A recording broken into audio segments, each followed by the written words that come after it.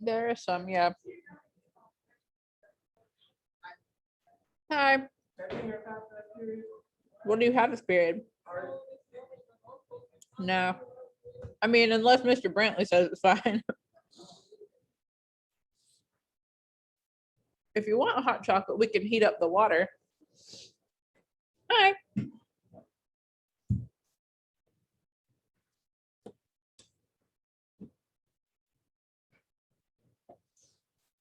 Hey, so you want to see something cool later on Tuesday? Okay. I went and bought a Lego set. Oh, you did? Yeah. Oh, cool. And then I bag it on the left. That looks awesome. Yeah. Very cool. It makes me want more pop art. Now all of my art in my room just looks like motel art That's cool. compared to not cool, like motel art. Compared to one Engl IV Lego set. What is this? Okay, oh, this is for a different class. Thank goodness. It's really easy though. Like, I don't think you'd have an issue with it. Are we watching the movie? No, we're gonna wait till next week. We still have hot chocolate. You can still have hot chocolate. We just have to heat up the water.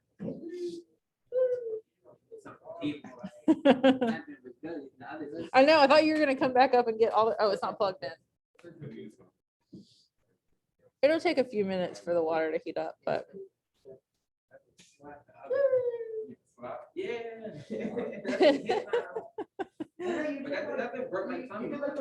I know it'll burn your tongue when you first drink it.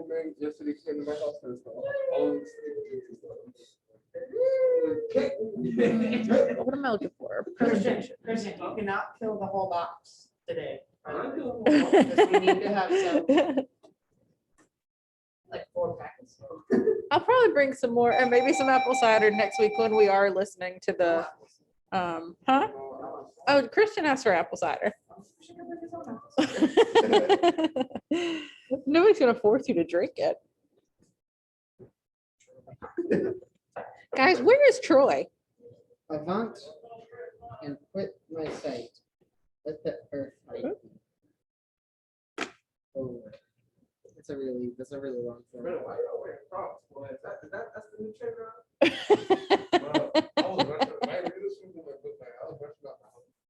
I do see a lot of people wearing Crocs, and I think it's totally Post Malone's fault. It might be. Because he did a collaboration with Crocs and made Crocs and made several shoes.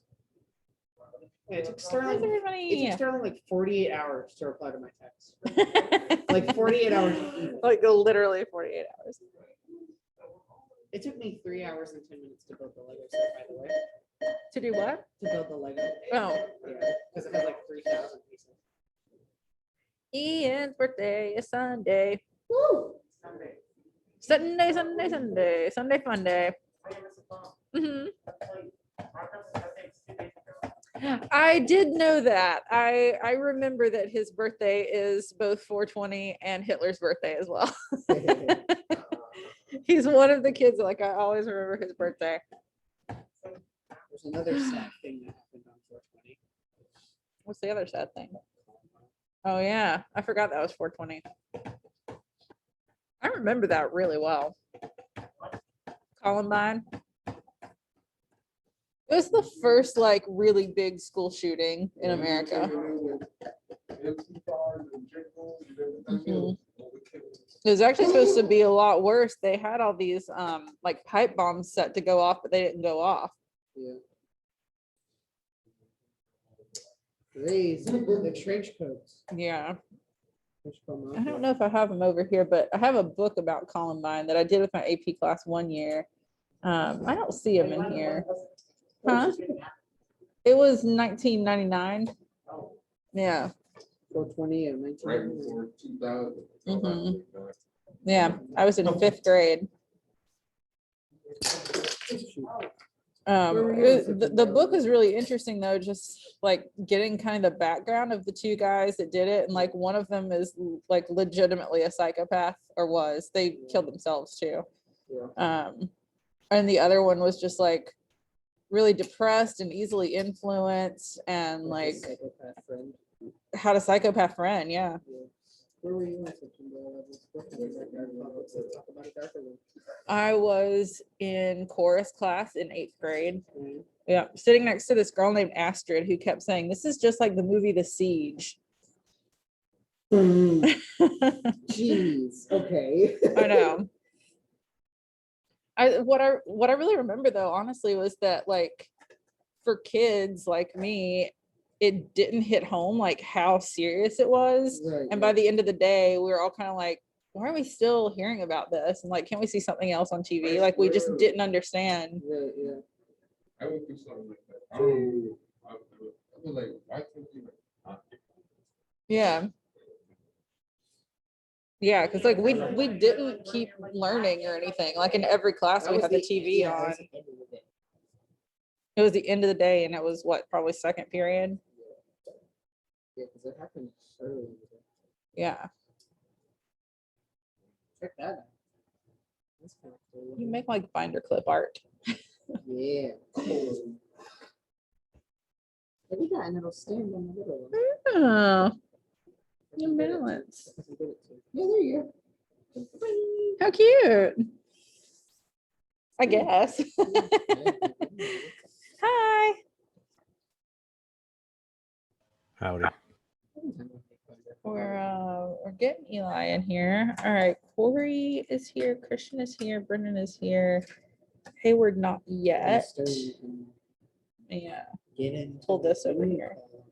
He check his phone once a day. Troy, I feel like you haven't been here all week. Is that crazy? Am I just like, do I just miss That's you a so terrible much? way to make something boil. You know that, right? Hurry Hurry up and boil. That's like exactly what you're not supposed to do.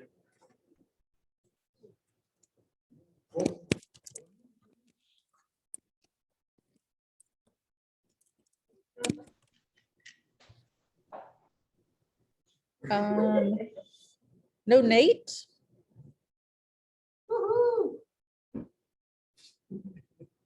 Sterling. No on Darius. That is unusual. He's almost always here.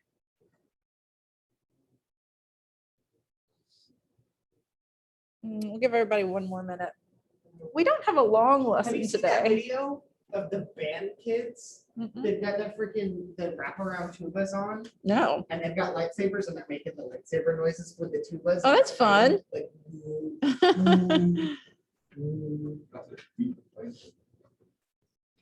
it sounded right. It sounded like in the movie. All right, we'll mark these people absent, and then if they show up, I'll change it. Okay, so we have a pretty short day today. I actually did a dumb thing yesterday. It sounds like it's not a dumb thing, but in actuality it is, which is that I planned every lesson from here to the rest of the year. And the reason that that is dumb is because something will happen. Something Like, happened. something always happens. Something happened on Tuesday. and Literally, you're I still know. And, like Wash was like, "Why are you even doing that? Like, you're just gonna be mad when something else happens." And I mean, like, sure enough, Darling sent out an email today that was like, "We're gonna have this on this day, this on this day." And it wasn't too much, so it was fine. It was like one class, but still, I was like, "Oh, it's already started." So. And also, I'm already rethinking a project that I was gonna have y'all do towards the end because I just don't know if it's practical. For the record, our last week together is like nothing. We're like Awesome. watching a Let's make it movie, last but month like, for it. let's not. We still do have some stuff to get through. All right, so it stopped boiling. Now it's good to. So we have one more major work to get through, and I say major work, but it's not going to take us very long. We'll be on it for like probably 3 weeks if my plans go according to plan, which they probably won't. And it's a play and should be pretty fun. And then we'll do like a couple of short stories and poetry for contemporary, but right now we're moving into Victorian. So what we're gonna do today, what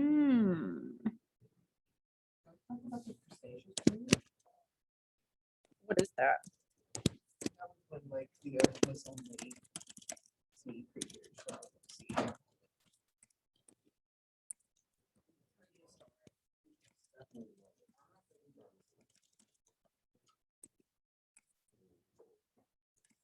Hayward. Get him in here. Chip, will you close the door while you're up? While you're over there? Hayward is here. No, they hate that actually. By they, I mean Nykirk and Blackmore. They're like, just shut, either totally shut or totally open all your doors because we can't see through the hallway. I know, I really wanted just to open all the doors. And then like habitually, I do not open it all the way. I open it like big enough for me to get through and that's it. So they're always walking by and opening my door the whole way.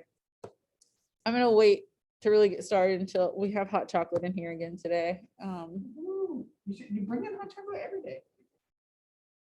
I do or I should. You should. Oh, okay. I was like, I don't. I did it once.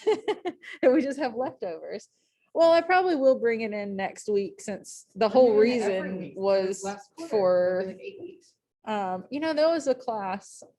The class that is done with English already. So it was like Bryce, Peachy, Dom, Kiera, Edwards, all those. And we would always have a quarterly feast and have like a themed thing. And our themes were very loose, but like when we did the Great Gatsby, we brought in like fake champagne flutes and like sparkling grape juice. And then all like we wrote down all the foods that were on the like actually in the book and did that. And we had a what theme? A what theme? A Hobbit theme would be so fun. Oh, I bet, You have to eat like 17 meals. Like you eating the sandwich. I know. That would be really fun. Our themes were very loose, like, no, it'll be fine. We did, oh, it would be really bad. We did the book In Cold Blood, and we just had what we called a murder feast. Which didn't mean anything. Like people just brought whatever they wanted and we're like, because it's red like blood. So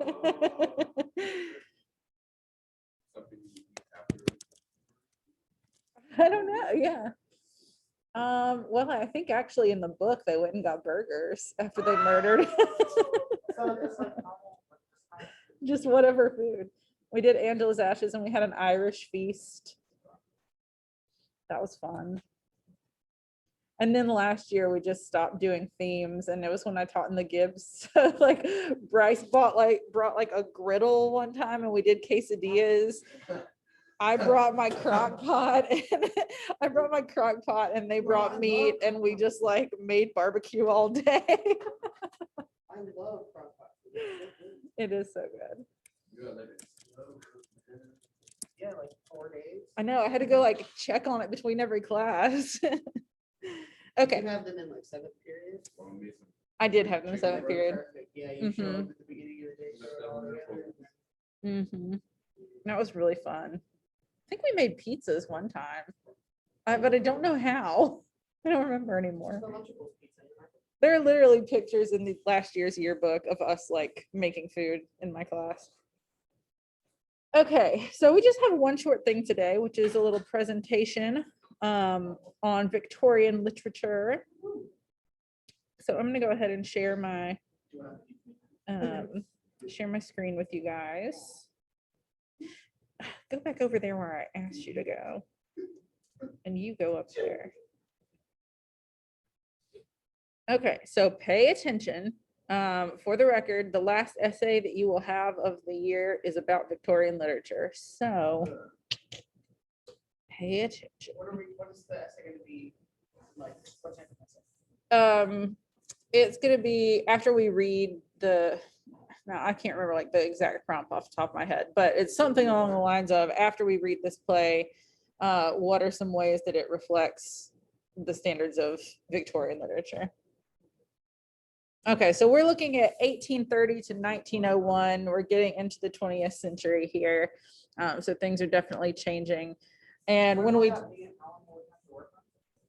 well, it'll be after we read this. So like a month from now, or you'll probably get it shortly before we're done with the book. So I don't know. I can tell you exactly after we look through this. Oh, right, yeah, you could just- I could just literally look at it. So when we talk about Victorian literature, the reason it's called Victorian is because it's produced during the reign of Queen Victoria I, who is the longest reigning monarch until the current queen, Elizabeth II. And Who I'm not convinced isn't, evil? just not good enough. Immortal. Yeah. Yeah. Yeah, she might be. I don't know. We kind of thought that about Prince Andrew, and I now know, he's I thought finally. he was gonna die. I mean, the thing is, he looked like he was gonna die for several years. Yeah. So like, yeah, that's who we're talking about. Yeah, he was in 99 and She he was gonna die. looked every day of it. I think she is like 97. Yeah, she's quite old. I do not know many dates in history, but this is one of the only ones that I actually do know because she reigned from 1937 until 1901, which is a very long time. I don't know why I know that, but like, 1837 to 1901. mm-hmm. I think you said 1937. Oh, 1837. So like technically it's a little bit before that Victorian literature, but so some of the values. What's going on in the 108-year-old, that is wild. I want to know what her secret was. Or do I? Would I want to live till 108? I might be just tired of it by then. My brother-in-law is like, I'll do whatever. I'll replace body parts with robots if it means I can keep living. I'm like, I don't know if I feel that way. Mm-hmm. Yeah. So some of the values that they held during this time period, a very high value on honor, duty, moral seriousness, and sexual propriety. So they would not be down with like how we talk nowadays, the way we behave, the things we see on social media. Like they're very kind of prim and proper, and want to be like morally upstanding, being appropriate. Yeah. They still had brutal factory conditions, which we heard a little bit about in the last section. Low wages and crowded cities, but the 1830s marked the beginning of political and social reform acts. So things are going to start getting better. And there's a bit of a shift from an agrarian society to an industrial society, thanks to the Industrial Revolution. And it created more of a middle class, which we haven't really had until then. It was really just like high class and low class. Upper class and lower class. Yes. England was the richest nation. It was the first industrialized nation, and kind of became the most powerful nation. It had an unchallenged military supremacy at the time. And despite the wealth that was created by industry and colonization, millions of people still suffered from poverty. England? Mm-hmm. Unchallenged military supremacy? Yeah, then. This is after the This is after the American Revolution, yeah. That's- But no, I mean, like, we're talking about beginning of, like, not even 20th century. Like, now we might have the most powerful, but like, we didn't even get involved in World War Unchallenged, I we beat them once. What? a long time ago. Some dynamics changed. We didn't even get involved in World War I until like the last minute. Yeah. Yeah, exactly. Yeah, England was like at the forefront of military stuff back then. Like they jumped into both world wars before we did. We're very passive. That's the point. Yeah. And so obviously like England colonized a lot of places, and that created a lot of wealth, but a lot of people are still suffering from poverty. Inadequate housing and overcrowding led to illness and disease. Like this is not a super healthy time in the world. And there were dangerous conditions and unregulated factories. So we still got issues during this part of history. Utilitarianism is a fun word. And basically what it is is a philosophy that was developed in the late 18th century, which stated it is the greatest happiness of the greatest number that is the measure of right and wrong. So basically saying whatever is best for the highest number of people is the right thing to do, rather than just like whatever is right for a small number of people. And it kind of became the central guiding principle of social morality, the pursuit of what's good for all members of society with no one person or group's interest given special weight. You're not. Well, technically chocolate has a little bit of caffeine in it, so it's sugar water. That's exactly right.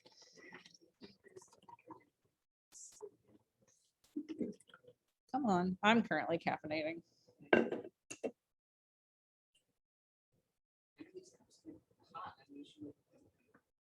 I know, I kind of wish they gave us like sleeves, coffee sleeves. I mean, I guess it's really good. Yeah. So some values that society and culture have. This is like a kind of a weird time for religion because we do have all of this like moral propriety, and we're trying to behave in a moral way. Oh, what are those guys?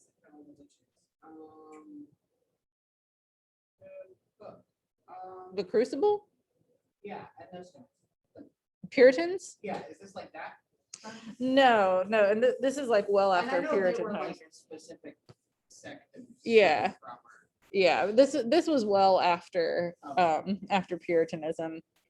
This is like almost approaching the 1900s. For the most part, I just do. But while we're trying to like maintain this moral propriety and behave well, this is also a time where people start being really skeptical about religion and, you know, kind of challenging some ideas like the divinity of Jesus Christ. Like, was he actually a divine creature? I don't know if creature is the right word that I want to use, but like, sorry, I just saw that Eli said we should get Marco's Pizza, and that would be great, but I don't think they're open at this hour. The literal truth of the Bible, a lot of people even now kind of take the Bible as like parables or like metaphors rather than like, you know, God actually created the world in 7 days. Like a lot of people think, well, maybe not, but that's just like a story to illustrate the point. How man was created and even the existence of God, people were kind of questioning. You watched that video, the history of the entire world, I guess. Mm-mm. Oh, it's really good. I can't show you guys. Okay. There's so many videos that I want to watch with you guys. There's somebody who put out a censored one, a censored version of it. Yeah. Just like swears a good bit. Oh, gotcha.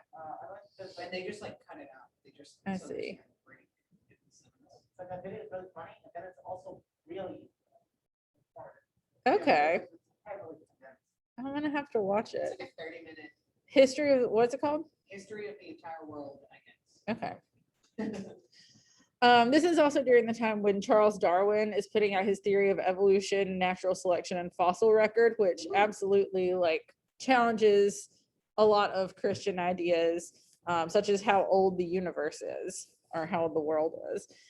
And then scientist Thomas Henry Huxley coined the term agnostic in 1869, which is a person who neither believes nor disbelieves in the existence of God, more instead holding the idea that it's impossible for humans to possess the knowledge of such matters.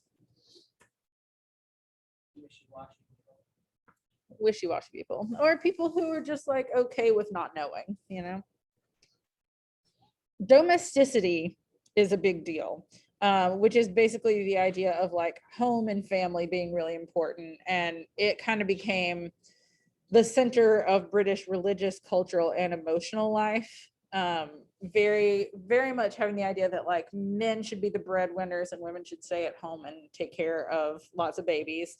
And those kind of standard gender roles are really enforced by industrialization because men did go and have like factory jobs and stuff, and women did stay home and take care of kids. the middle class lifestyle, which would look sort of like that, was what everybody sort of aspired to.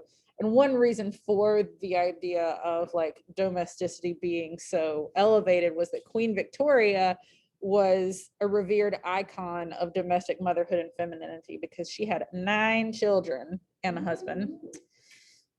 Poor girl. All right, so some patterns that we see in the literature is realism, where the purpose of art, whether it's, you know, plays, novels, poems, visual art, music, whatever, is to represent real life, what real life is actually like, to reflect the daily habits, desires, and aspirations of the readers, be a little bit more relatable. It's centered on everyday experiences, moral progress, of course, because we're very moral, and the inner struggles of the ordinary person. It kind of showed the ordinary person's connection to the broader world, and tend to have detailed descriptions of landscapes or cities or houses, domestic interiors, like wherever the person spends most of their time. And then aestheticism, which I'm sure you all have all heard of an aesthetic, which is basically like the way something looks or comes across. It was a critique of the moral purpose of realistic fiction. There was experimentation in form and composition, which, like, not just in British literature, but in all literature, 1900s is where you really start seeing a lot of experimentation in the kind of literature we're writing.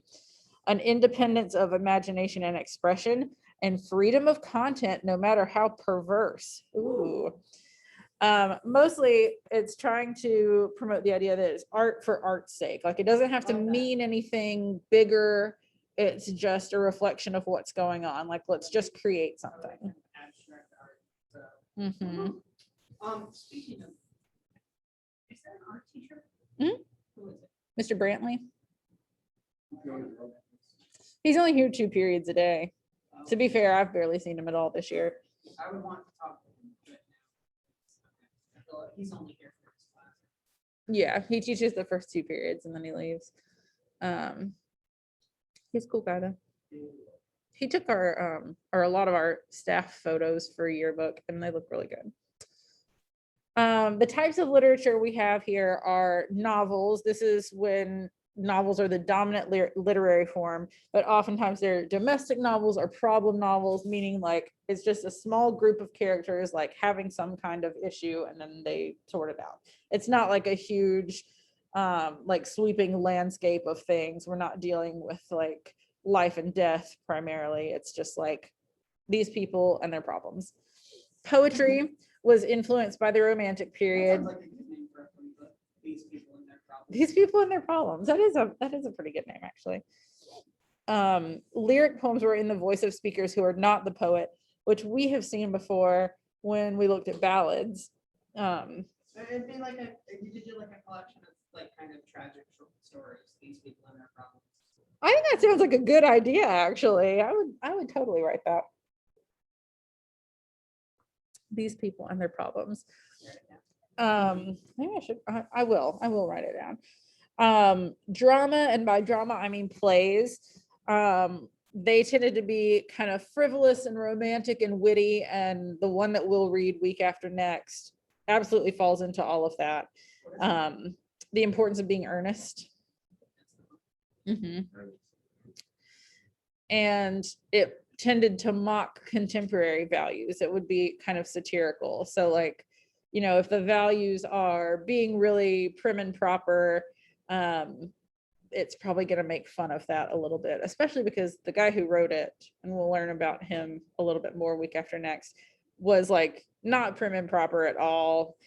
He was like very eccentric. He was like 7 feet tall and like dressed really lavishly and just like, he's kind of a hipster, but I like him. And nonfiction essays.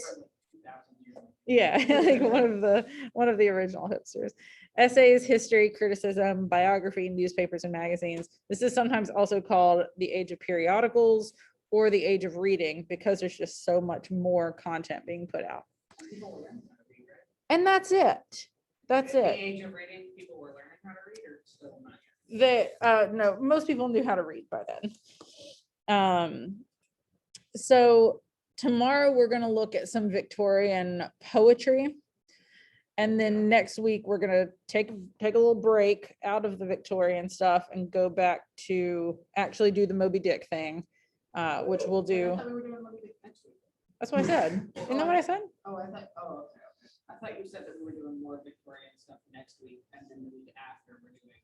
No, tomorrow we'll look at Victorian poetry. And then next week will be Moby Dick week. Okay.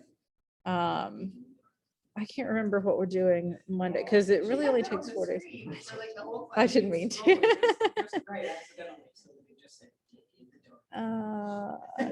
Reschedule. Oh, so actually I need to figure out what I'm doing Monday, because I don't actually know. I left this from this week and that doesn't work anymore, so figure that out. Actually, funny story.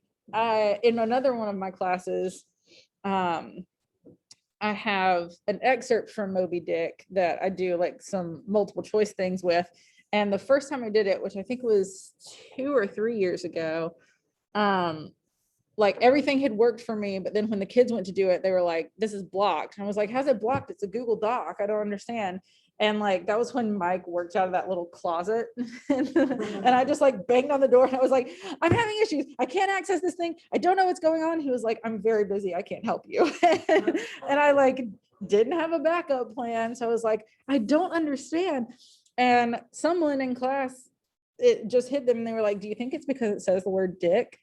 And that's why I can't access it. And I was like, oh my God, I bet it is. And for some reason in that class, we used the word spaghetti if there was a word that we weren't comfortable saying. And so I just changed it to Moby Spaghetti instead, and it worked perfectly for everyone. Ridiculous. Spaghetti's a good word. Haha, ridiculous. Corey, ridiculous. Okay, so next week we'll be focused on the Moby Dick stuff, and then the week after that we will start the play that we're going to read. So that's all I have for you guys today. We still have like 20 minutes, but I'm going to let you virtual folks go, and we'll do some poetry tomorrow. Bye.